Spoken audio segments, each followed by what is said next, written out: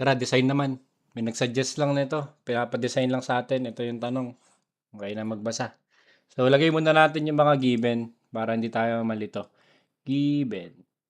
Ano ba meron tayo? Binigyan daw tayo ng 6 meter simply supported beam. So, ang length daw ng beam natin, 6 meters. Tapos, yung B tsaka D, nilagay ko na kaya huwag natin isama. Tapos, reinforced with 4 28 mm bar. So, yung diameter daw ng bakal mo, 28 mm. Tapos, yung N niya, 4 na piraso. 4 pieces. Ano pa? Superimposed dead load. So, yung superimposed dead load natin, 30 kilonewtons per meter. Sosolvin mo daw yung live load na kaya niyang i-carry. Tapos, binigyan ka rin ng FC prime. Ang FC prime daw natin, 27.6 megapascal. Tapos, yung FY, binigay dyan, pero naka-grade 60. Ayan o.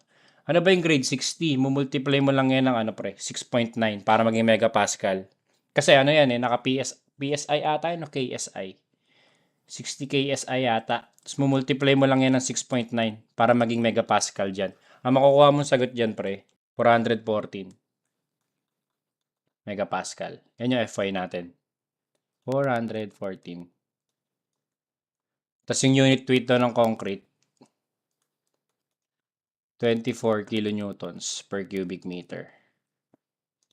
Ayan. Binigyan tayo ng gamma ng concrete kasi kung titignan mo yung tanong pre, superimposed dead load. Hindi pa kasama yung self-weight dyan kasi superimposed lang. So, isasama pa natin yun mamaya. Pero solvein muna natin yung moment capacity nitong beam natin. Paano ba mag-solve nito pre? Stress times area lang ulit pre. 0.85 FC prime AB, yun yung C natin. C is equal to T, di ba?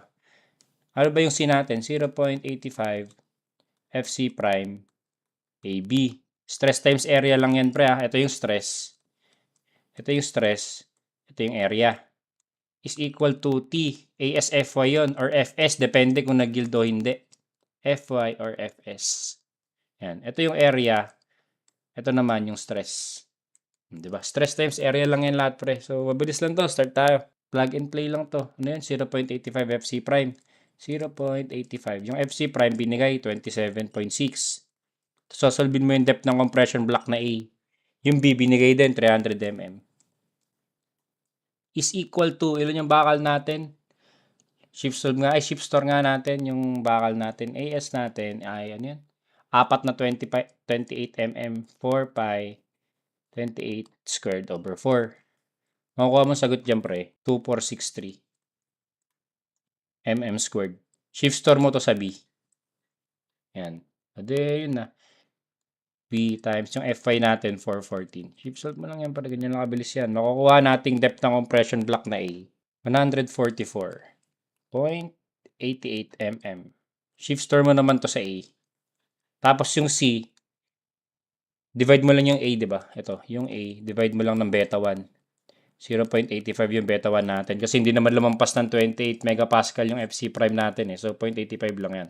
Makukuha mo sagot dyan, 170.45 mm. Shift store mo naman to sa C. Tapos check mo ngayon pre kung tama yung assumption mo na kung nag-yield ba yung bakal o hindi. Check mo yung FS. 600 times D minus C over C lang yan. Bilis lang. Yan, 600. Yung effective depth mo, binigay 500 minus C over C. Makukuha mo sagot dyan, 1160 megapascal. So, nag-yield kasi mas malaki siya sa FY natin na 414. So, tama yung assumption. Yield. So, kung nag-yield yan, tapos more than 1,000 yung FS natin, matik, yung reduction factor na gagamitin natin, 0.9 na agad. Kasi tension control siya. Hindi ganun lang kabilis pre. MU ka na agad, di ba? MU is equal to Phi MN. No? Check mo pala muna guys kung singly to o doubly. Di pala natin na-check. No? So, check muna. Wag muna to. Check if rho is less than rho max. Ano ba formula ng rho max? Rho max is equal to 3/8 times 0.85 FC prime beta 1 over Fy. Yan lang. Lagay mo lang yung mga values natin dyan. Ito gawin mo 27.6. Yung beta 1 gawin mo 0.85. Makukuha mo sagot dyan, 0.018. Tapos check mo yung rho actual. Formula lang naman ng raw actual dyan, AS over BD lang.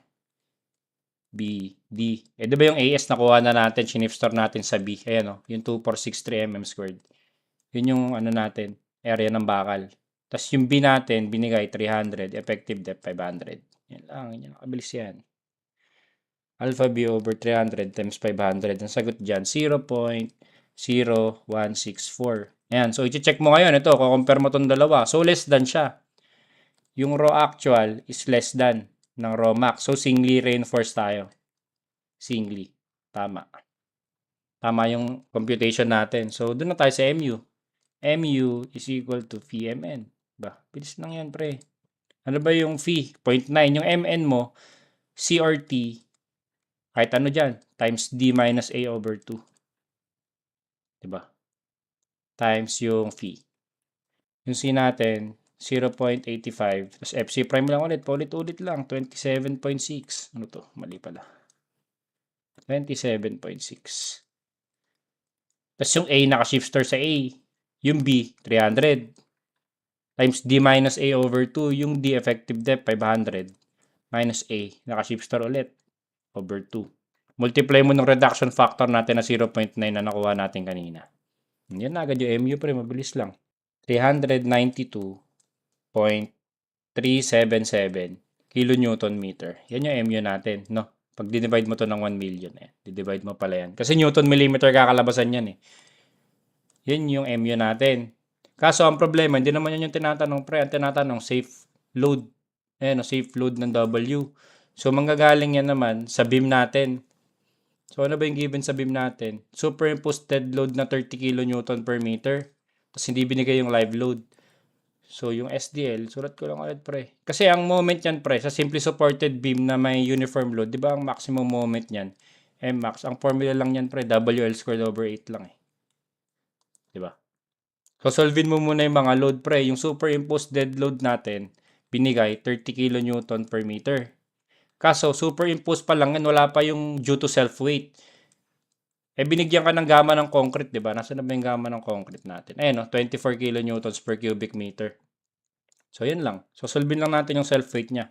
24 kilonewtons per cubic meter. Tapos, kung babalik ka sa, sa cross-section, ang B niya, 300. Tapos, ang effective depth niya, 500. Hindi tayo binigyan ng overall depth. Ito yung H. Pabalik ka sa problem, dapat talaga ang gagamitin mong height dyan, yung overall depth. Kaso, hindi binigay, effective depth lang yung binigay. So, wala tayong choice. Gagamitin natin yung effective depth kasi hindi tayo pwede mag-invento ng height niyan. Ang gagamitin natin dito, yung base niya na 300 mm, pero pag ginawa mong meter, 0.3 lang yan. 0.3 meters. Tapos yung effective depth niya na 500 millimeters, pag ginawa mong meter, 0.5 lang yan. Ulitin ko kasi hindi tayo binigyan ng overall depth, kaya 0.5 yung ginamit natin. Kaya wala tayong choice. Try natin gamitin kung ano meron tayo, which is yung effective depth lang. Kaya yan yung gagamitin natin. Ang weight niyan due to self-weight, magka-cancel to. Kaka-cancel to. Ito, magiging kilonewton per meter na lang. So, tama yung unit natin. Makukuha mo sagot dyan para sa self-weight. 3.6 kilonewton per meter. Pag-a-addin mo na to ngayon, 30 tsaka 3.6. So, makukuha mo sagot dyan, 33.6, di ba? Yung, W dead load is equal to 3.6. Ay, 33.6 pala. 33.6 kilonewton per meter. Mumultiply pa kayo ng factor. Mumultiply mo pa ng 1.2 yan. Kasi meron tayong factor nun, di ba? Yung 1.2 dead plus 1.6 live. Ito yon. Yung dead load na to, ito pa lang yan, yung 33.6. Kaya mumultiply mo pa ng 1.2, which is ito. Makukuha mong sagot dyan, 40.32 kilonewton per meter. Diba? Tapos yung weight naman para sa live load, di natin alam eh. So, 1.6 ng live load. Yan lang. Ito lang magagamit natin. 1.6 LL kilonewtons per meter. Diba?